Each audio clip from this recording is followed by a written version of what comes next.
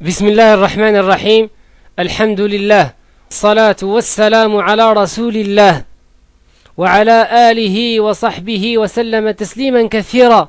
أما بعد، أيها الأخوة الأفاضل، غنتحدثوا إن شاء الله سبحانه وتعالى على واحد الكلمة عظيمة، واحد الكلمة جليلة ربي سبحانه وتعالى عظمها ودار لها واحد الفضل كبير جدا، ودار لها واحد المكانة عظيمة.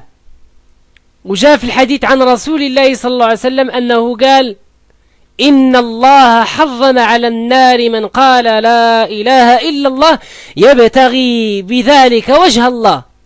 الحديث في صحيح البخاري.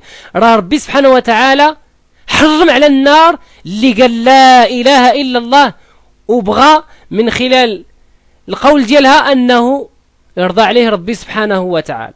وجاء في الحديث الآخر وهو في صحيح البخاري أن النبي عليه الصلاة والسلام قال: يخرج من النار من قال لا إله إلا الله وفي قلبه وزن شعيرة من خير. ربي سبحانه وتعالى كي يخرج المسلم اللي قال لا إله إلا الله من النار، وإن كان تعذب، ولكن بفضل قوله لا إله إلا الله ربي سبحانه وتعالى كي يعود يخرج من النار وكي يتوب عليه، وبإذن الله سبحانه وتعالى بفضل قوله لا إله إلا الله. وجاء في واحد الحديث آخر أن النبي عليه الصلاة والسلام، وهذا الحديث في صحيح الإمام أحمد رحمه الله عز وجل، النبي عليه الصلاة والسلام قال لنا في هذا الحديث: إن نوحا قال لابنه عند موته. نوح عليه السلام قال لولده من اللي غيموت، نوح عليه السلام قال له: آمرك بلا إله إلا الله، آمرك بلا إله إلا الله، فإن السماوات السبع والأراضين السبع لو وضعت في كفة ووضعت لا إله إلا الله في كفة رجحت بهن لا إله إلا الله. الله أكبر، كترجح الكفة ديال لا إله إلا الله، رغم أن في الكفة الأخرى السماوات السبع والأراضين السبع. وكل هذا أيها الإخوة الأفاضل لشرف هذه الكلمة ولعظمتها. ولكن أيها الإخوة الأفاضل، اللي غينا لهذا الفضل وهذا الخير هو اللي كيقولها بإذن الله سبحانه وتعالى بواحد اليقين، وحاول يوفر الشروط الضرورية اللي كاينه لهذه الكلمة. لأن اللي تأمل أيها الإخوة الأفاضل الأحوال ديال المسلمين كيلقى بأنهم كيديروا مجموعة من الأوامر اللي كتنقص واللي كتنقتاقض واللي كتكون ضد هذه الكلمة والعياذ بالله. وهذه الكلمة أيها الإخوة الأفاضل راه عندها مجموعة من الشروط غنبينها بإذن الله سبحانه وتعالى. الشرط الأول العلم بمعناها. ما خص الإنسان يجهل معنى لا إله إلا الله، لذلك جاء الأمر ديال ربي سبحانه وتعالى باش نعرفوا لا إله إلا الله. فاعلم أنه لا إله إلا الله، والمعنى ديالها أيها الإخوة الأفاضل لا معبود حق إلا الله. راه ما كاينش اللي كيستحق العبادة في هذه الحياة إلا الله سبحانه وتعالى.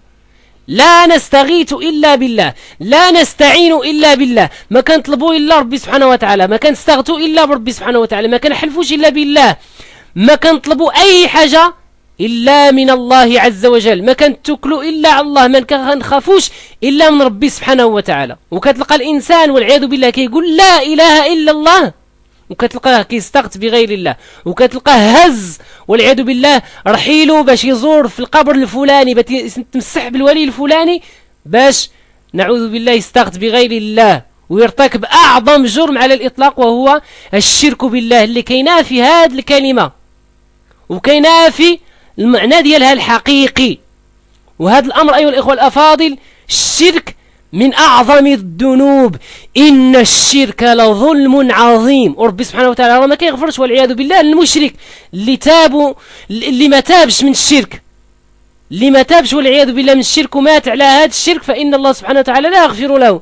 إن الله لا يغفر أن يشرك به ويغفر ما دون ذلك لمن يشاء. إنه من يشرك بالله فقد حرم الله عليه الجنة ومأواه النار وما للظالمين من أنصار. والنبي عليه الصلاة والسلام قال لنا من مات وهو يعلم أنه لا إله إلا الله دخل الجنة. راه اللي مات وكيقول لا إله إلا الله وعارف المعنى ديالها وطبقها بإذن الله سبحانه وتعالى وما كيستغش إلا بالله وما كيطلبش إلا ربي سبحانه وتعالى، هذا بإذن الله عز وجل كيدخل الجنة. هذا الحديث كاين في صحيح مسلم أيها الإخوة الأفاضل. الشرط الثاني اليقين، لا بد خص يكون عنده واحد اليقين في ربي سبحانه وتعالى أنه اللي كيفرج عليه الكرب واللي غادي يحل له جميع المشاكل ديالو هو ربي سبحانه وتعالى، واللي غا يفرج عليه الكربات والمصائب هو ربي سبحانه وتعالى، ماشي والعياذ بالله يدير الرجاء ديالو في واحد الانسان ميت ولا واحد القبر ميت ولا واحد المشعوذ كيكذب عليه نعوذ بالله، ولا يمشي عند الصحراء والكذبة اللي كياكلوا اموال الناس بالباطل. هذا ليس له يقين حقيقي في الله سبحانه وتعالى. انما المؤمنون الذين آمنوا بالله ورسوله ثم لم يرتابوا، هادو هما المؤمنين الصادقين اللي ما في قلوبهمش أي شك من أن الذي يستحق العبادة هو الله. لذلك جاء في الحديث اللي رواه الإمام مسلم أن النبي عليه الصلاة والسلام قال الصحابي رضي الله عنه أبو هريرة قال لي من لقيت من وراء هذا الحائط يشهد أن لا إله إلا الله مستيقنا بها قلبه فبشره بالجنة. الله أكبر. قال لي لا تفارقتي معايا ومشيتي ولقيتي شي واحد من وراء هذا الحيط كيقول لا إله إلا الله بيقين فبشره بالجنة، بشروا بإذن الله سبحانه وتعالى أنه غيكون من أهل الجنة. الشرط الثالث أيها الإخوة الأفاضل القبول أو القبول لما اقتضته هذه الكلمة، أن الإنسان يقبل المعنى اللي جت به لا إله إلا الله، لا معبود حق إلا الله. ما يكونش بحال المشركين الأوائل والعياذ بالله اللي قال لهم النبي عليه الصلاة والسلام قولوا لا إله إلا الله واستكبروا وقالوا أجعل الآلهة إلها واحدا إن هذا لشيء عجاب. كيفاش هذا النبي قال أننا ما نعبدوش إلا إله واحد؟ هذا شيء عجيب. لذلك ما بغوش يقولوا لا إله إلا الله، إنهم كانوا إذا قيل لهم لا إله إلا الله يستكبرون، كيستكبروا والعياذ بالله، كما جاء في سورة الصافات كيستكبروا والعياذ بالله لأنهم كيعرفوا أنهم إذا قالوا لا إله إلا الله ما خصهمش يستغثوا ولا يستعنوا إلا بربي سبحانه وتعالى. انظروا إلى هؤلاء المشركين، هادو مشركين ورغم ذلك كانوا فاهمين لا إله إلا الله. ماشي بعض المسلمين والعياذ بالله في هذا الزمن كيقول لا إله إلا الله ويستغيث بغير الله وكيستغث بالأولياء الصالحين إلا بغينوا رجال البلاد إلا والعياذ بالله حلت به شي مصيبة كيجري الولي باش يبات تما ولا يزور، نعوذ بالله. كل هذا من الاستعانة والاستغاثة بغير الله. والنبي عليه الصلاة والسلام قال لواحد الصحابي رضي الله عنه يا غلام إني أعلمك كلمات احفظ الله يحفظك، احفظ الله تجده تجاهك، إذا سألت فاسأل الله وإذا استعنت فاستعن بالله، واعلم أن الأمة لو اجتمعت على أن ينفعوك بشيء لم ينفعوك إلا بشيء قد كتب الله لك، ولو اجتمعوا على أن يضروك بشيء لم يضروك إلا بشيء قد كتبه الله عليك، رفعت الأقلام وجفت الصحف. هذه هي العقيدة الصحيحة ديال المؤمن. قل لن يصيبنا إلا ما كتب الله لنا. راه داك الشيء اللي كتب لك ربي سبحانه وتعالى هو اللي غادي يوصلك بإذن الله سبحانه وتعالى. لا تخف. لذلك جاء الأمر من ربي سبحانه وتعالى أن لا نخافه إلا إياه، فلا تخافوهم وخافوني إن كنتم مؤمنين. كتلقى الإنسان والعياذ بالله كيخاف من لا شيء، وكيخاف في هذه المواسم نعوذ بالله، وكيقول راه عندك تهضر فيهم راه غادي تضربك الزلة. اش من زلة؟ نعوذ بالله. تخاف من غير الله، تخاف من غير الله، لا تخف إلا الله ولا تستعين إلا بالله. الشرط الرابع أيها الأخوة الأفاضل أنك تنقاد وتستسلم، الانقياد والاستسلام، وهذا هو الإسلام. الاستسلام لله بالتوحيد والانقياد له بالطاعة والبراءة من الشرك وأهله. ومن يسلم وجهه إلى الله وهو محسن فقد استمسك بالعروة الوثقى. راك إلا انقدتي لربي سبحانه وتعالى وكنتي محسن بالتوحيد راك بإذن الله سبحانه وتعالى اعتصمتي بلا إله إلا الله، ربي سبحانه وتعالى ما غاديش يخيبك بإذنه عز وجل. وقال لنا ربي سبحانه وتعالى وأنيبوا إلى ربكم وأسلموا له، توبوا إلى الله وأسلموا له وحده لا شريك له. لا تتضرع إلا لله ولا تسلم وجهك إلا لله. لذلك من الخطأ الفظيع والعياذ بالله الإنسان كتلقاه متخشع ومتدلل حدا القبور وكيقول لهم طالبين التسليم. طلب التسليم لربي سبحانه وتعالى، سلم أمرك لله عز وجل، لا تستغيث ولا تستعين إلا بالله.